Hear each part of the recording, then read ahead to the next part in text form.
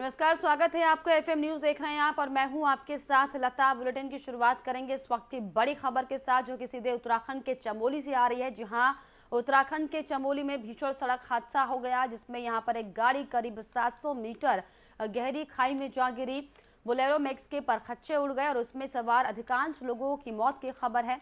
बताया जा रहा है कि हादसे में 11 से ज्यादा लोगों की मौत हो गई है। वहीं शुरुआती जानकारी के मुताबिक बोलेरो मैक्स गाड़ी में 16 लोग सवार थे।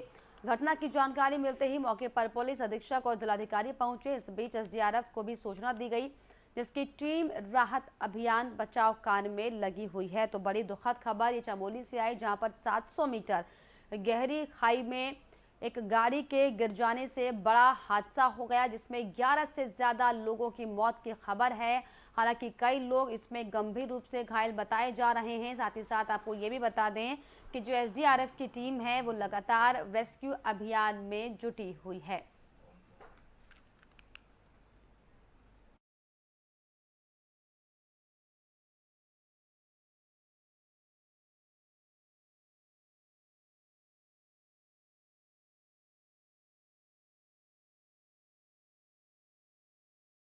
स्पेस प्राइवेट सेक्टर में आज इसरो और हैदराबाद की कंपनी स्काई रूट ने इतिहास रच दिया। देश का पहला निजी क्षेत्र का मिशन प्रारंभ सफल रहा। इस मिशन को स्काई रूट एरोस्पेस द्वारा तैयार किए गए विक्रम एस रॉकेट द्वारा प्रक्षेपित किया गया। इस मिशन के 3 पॉलेट थे और ये सब ऑर्बिटल मिशन था, यानी कि पृथ्वी को सतह से 101 किलोमीटर की दूरी पर पहुंचकर मिशन समंदर में स्प्लैश हुआ। इसके अलावा आपको बताएं कि पूरे मिशन का समय केवल 300 सेकंड का था। इसरो ने इस मिशन के प्रक्षेपण के लिए स्काई रूट एरोस्पेस को 12 नवंबर से 16 नवंबर का विंडो किया था, लेकिन मौसम के हालात को देखते हुए 18 नवंबर को सुबह करीब 11:30 बजे ये तय किया गया।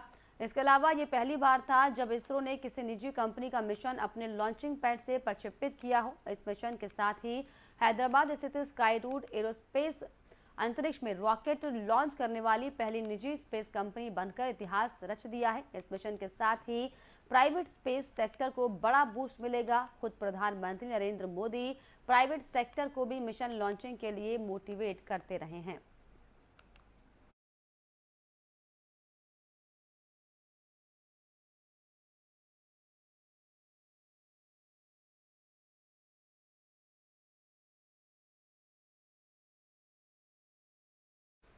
टेरर फंडिंग रोकने के लिए आज से देश की राजधानी दिल्ली में नो मनी फॉर टेरर सम्मेलन का आगाज हो गया। आतंकवाद के वित्त पोषण से निपटने के लिए तरीकों पर चर्चा के लिए आयोजित 2 दिवसीय ग्लोबल मीटिंग में 75 देशों और अंतर्राष्ट्रीय संस्थाओं के प्रतिनिधि हिस्सा ले रहे हैं।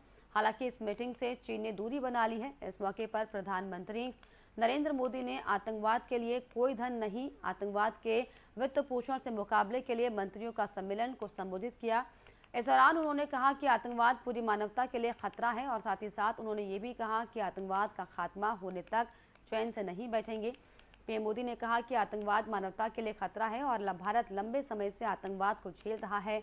हमें आतंकवाद के खतरे से सावधान रहना होगा। इसके अलावा उन्होंने क्या कुछ कहा, आइए आपको सुनवाते हैं।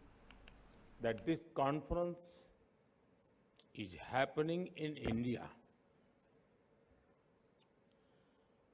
Our country faced the horrors of terror long before the world took serious note of it. Over the decades, terrorism in different names and forms tried to hurt India. We lost thousands of precious lives, but we have fought terrorism bravely. The delegates have a chance to interact with a country and people who have been firm in tackling terror. We consider that even a single attack is one too many. Even a single life lost is one too many. So, we will not rest till terrorism is uprooted. Friends, this is a very important gathering. It should not be seen as a gathering of ministers only, because it deals with a subject that impacts and वहीं no money for terror कार्यक्रम को गृह मंत्री अमित शाह ने भी संबोधित किया। इस दौरान उन्होंने भी आतंकवाद पर जमकर निशाना साधा।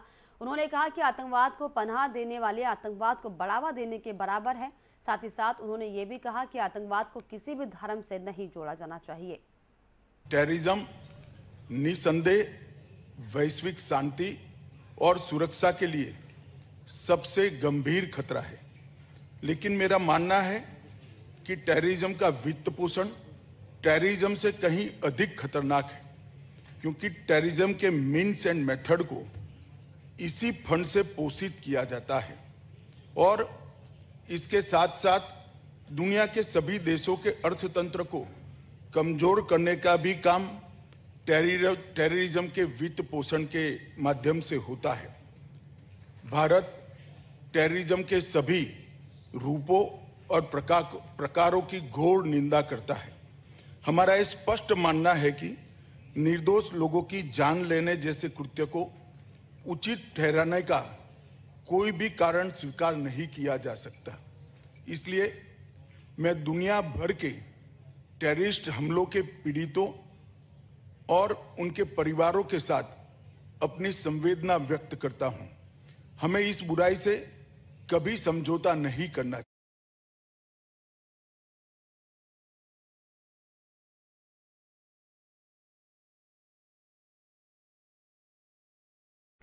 गुजरात चुनाव को लेकर बीजेपी काफी एक्टिव नजर आ रही है। यूपी के सीएम योगी आदित्यनाथ ने एक जनसभा को संबोधित किया।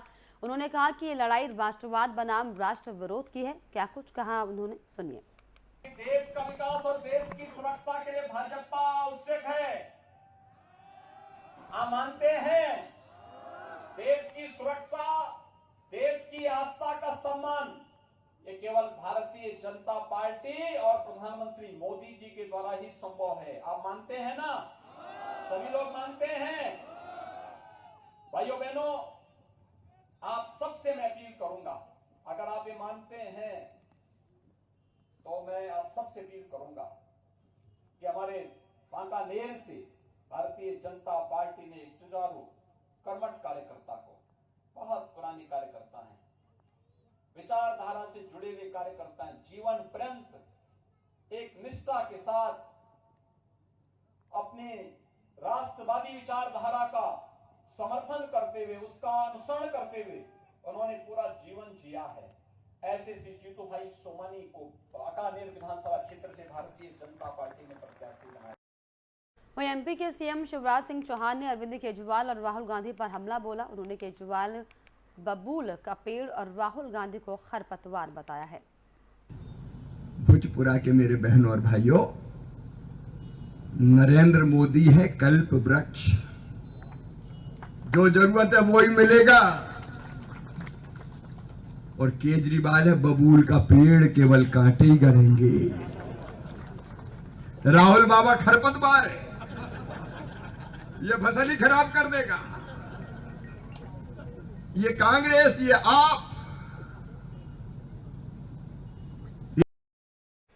बीजेपी ने आम आदमी पार्टी पर भ्रष्टाचार के आरोप लगाते हुए उसके नेता मुकेश गोयल का स्टिंग वीडियो जारी किया। बीजेपी ने वीडियो जारी करते हुए कहा कि ये पार्टी ठगों को ठगने की क्षमता रखती है।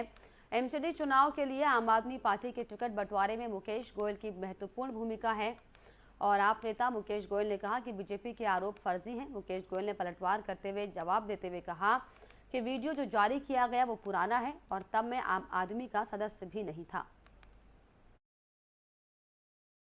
जैसा हमने कहा था कि आज का ये जो एक्सपोजे है, आज का ये जो प्रेस वार्ता है, यह कोई साधारण एक्सपोजे, कोई साधारण प्रेस वार्ता नहीं है।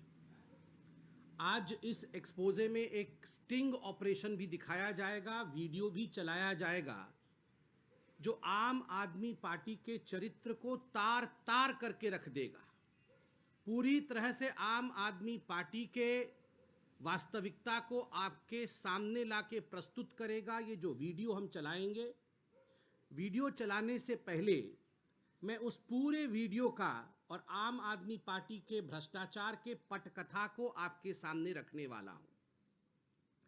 बंधुगण, ये आम आदमी पार्टी वह पार्टी है जिनका जब फॉर्मेशन हुआ था तो इन्होंने क्लेम किया था, इन्होंने ये बताया था हम सबको कि हमारा उद्देश्य केवल एक है और वह उद्देश्य है भ्रष्टाचार का उजागर करना, भ्रष्टाचार का सफाया करना और उसके लिए कुछ भी करना। वहीं एमसीडी चुनाव को लेकर आम आदमी पार्टी ने बड़ा ऐलान किया। आपके प्रवक्ता सौरभ भारद्वाज ने कहा कि एमसीडी का चुनाव जीते तो भारतीय कुत्तों को अपनाने के लिए कैंपेन चलाएंगे। तीसरी बड़ी समस्या है आवारा कुत्तों की। यह हम सब जानते हैं कि पिछले 15 साल से एमसीडी कहती है कि वो कुत्तों को स्टेरिलाइज करती है, उनको स्टेराइल करने के लिए करोड़ों रुपए एमसीडी खर्च करती है, मगर फिर भी हर साल आप देखते हैं कुत्तों की आबादी बढ़ रही है और कई जगह ये जो डॉग्स हैं, स्ट्रीट डॉग्स हैं, ये लोगों को अटैक करते हुए भी नजर आते हैं क्योंकि इनको भोजन नहीं मिलता, भूखे होते हैं, चिड़चिड़े होते हैं, जनसंख्या। दिल्ली संवाद एवं विकास आयोग के उपाध्यक्ष जैस्मिन शाह को दिल्ली के उपराज्यपाल विनय कुमार सक्सेना ने पद से बर्खास्त कर दिया। जैस्मिन पर राजनीतिक उद्देश्यों को पूरा करने के लिए अपने पद का दुरुपयोग करने का आरोप था। एलजी ने इस संबंध में दिल्ली के मुख्यमंत्री अरविंद केजरीवाल को चिट्ठी भी लिखी। केजरीवाल से जैस्मिन को मिलने वाली सरकारी सुविधाओं और सेवाओं पर तत्काल प्रभाव से रोक लगाने को कहा। इसके अलावा एलजी ने जैस्मिन शाह के दफ्तर में तुरंत ताला लगाने का आदेश दिया। एलजी विनय सक्सेना ने दिल्ली सरकार को जैस्मिन शाह की सरकारी गाड़ी और स्टॉप को वापस बुलाने का आदेश दिया है। एलजी दफ्तर से आदेश मिलने के बाद एसडीएम सिविल लाइंस ने गुरुवार रात को ही डीडीडीसी कार्यालय परिसर को सील कर दिया था। बता दें कि जैस्मिन को 4 साल पहले दिल्ली संवाद एवं विकास आयोग का उपाध्यक्ष बनाया गया था। केजरीवाल की कैबिनेट ने उनके नाम पर मुहर लगाई थी। उन पर केजरीवाल सरकार के थिंक टैंक के रूप में काम करने का आरोप लगा था।